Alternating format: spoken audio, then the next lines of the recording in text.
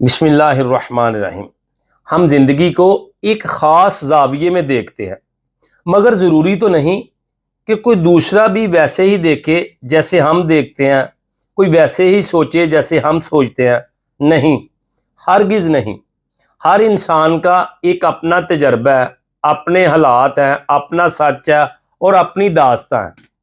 وہ مسکراہٹ جو آپ کو خوشی لگتی ہے، شاید اس کے پیچھے صدیوں کا صبر دفن ہو۔ وہ خاموشی جو آپ لاپرواہی سمجھتے ہیں، شاید وہ کسی کا سب سے سچا درد ہو۔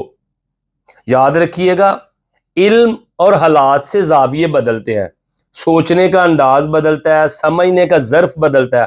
اگر زندگی تھپڑ مار دے تو محبت کا مفہوم بھی بدل جاتا ہے۔ اسی لیے دوسروں کی نظر سے دیکھنا سیکھیں، دوسروں کے جوتوں میں تھوڑا چل کر دیکھیں اور سمجھنے کی کوشش کریں کہ زندگی وہ نہیں جو آپ جی رہے ہیں، بلکہ زندگی وہ بھی ہے جو دوسرے سہ رہے ہیں، چپ چاپ سہتے ہیں۔